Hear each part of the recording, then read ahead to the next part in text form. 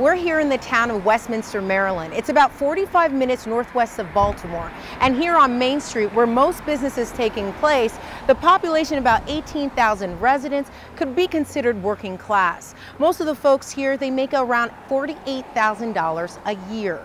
And although polls show that in this upcoming election, Maryland congressional representation will mostly be in the hands of Democrats, this town votes Republican. In the last presidential election, 66% voted for Mitt Romney. So we wanted to start off the series asking one simple question: why? And what issues really matter to the people of Westminster? And do they think the Republican Party is serving their interests? Ernie's Place has been a staple of Westminster for 35 years. We sat down with Ricky Jones, who was born and raised in this town. He works in the construction industry and said he tends to vote Republican since the party speaks to the issues that matter to him. I think the biggest thing here in Westminster is a lot of drugs. You see a lot of drug guys standing on the corners, selling drugs. You go anywhere in Westminster City and see it. Police do a great job, but sometimes their hands are tied. You know, they go to court, get their hands slapped or whatever, and jails are just so full and stuff that I guess they don't have room for anymore. We need to build some more new jails, I guess. Definitely a lot of heroin, a lot of crack. I think Westminster's got really bad in the last 20 years, I'd say. So far this year, there have been more than 20 heroin deaths and hundreds of heroin overdoses of young people in Carroll County. Westminster sits in the heart of that county. To address this problem, the town has built methadone clinics. This is one out of the 2 clinics built in the last 3 years. Jones also said that public assistance is contributing to the destruction of the small town. And it should be stopped, really. It's just someone needs to step in and just take control of this and probably save the state of Maryland billions of dollars in a 10-year course. Back in my day, when you couldn't make things meet, you went and got another job. But today, there's so much assistance out there that people just say, hey, you know, if I can get it free, why should I have to go work for it? The number of Westminster residents on public assistance has gone up in the last 10 years. For example, since 2000, the number of Carroll County residents receiving temporary cash assistance has jumped 52%. A 2012 study by the University of Washington School of Social Work found that it's become more difficult for people to meet costs, and more people have had to rely on public assistance.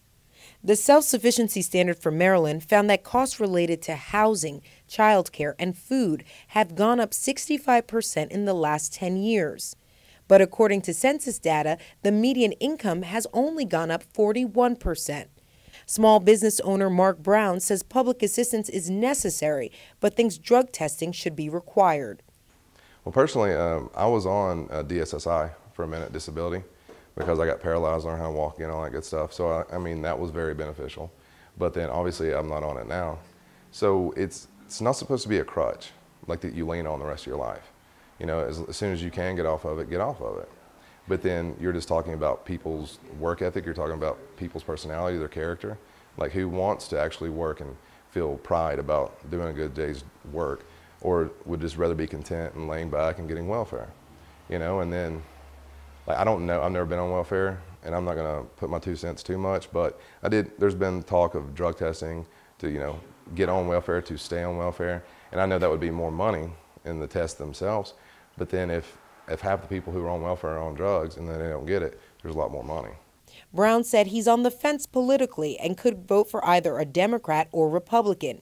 He said especially on the issue of taxes, Republicans don't represent his interests. Because taxes are necessary to fix your roads, to make sure your schools are run properly, pay your teachers, to support the military. I mean, we're in like 18 wars or whatever, you know, I'm just joking, but seriously, they got to eat, they got to have a gun. I mean, it's necessary evil where regardless how much I complain, is that going to change that I still have to pay taxes?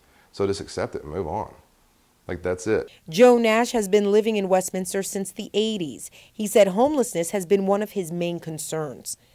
Some would rather be a wino or a bum, you know, and I mean, there's no life there.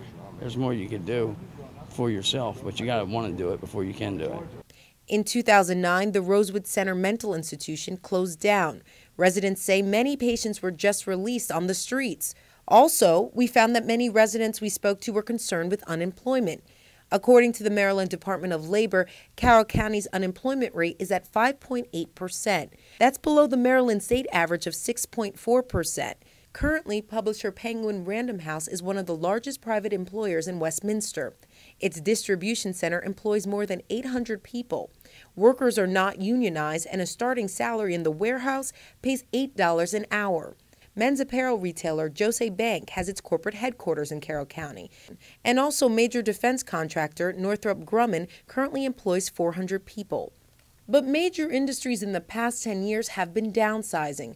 Toolmaker Black & Decker used to employ 2,000 workers, but now only retains a small warehouse and distribution center with 130 employees. But for Ricky Jones, he said the economy may be in a recession, but it's up to the individual to find work. What you growed up with is basically what you're going to be. If your family grew up working hard and they had to work 2 or 3 jobs to make ends meet, to feed your children or whatever, they did that. But there's so many families today that's on the systems that don't work, then their kids see the same thing. And it's like, we don't need to work. Mom and dad, they was on this stuff all their lives. Let's us be on it. I know people that's a couple of years old that's getting disability and stuff like that for their children. How can you do that? It's just way out of hand. Way out of hand is how many residents are describing the issues plaguing this small town. And this is just the beginning of a series where we'll take a close look at the issues raised and go back to the residents to show them what we uncover. Reporting from Westminster, Maryland, this is Jessica Devereaux for the Real News Network.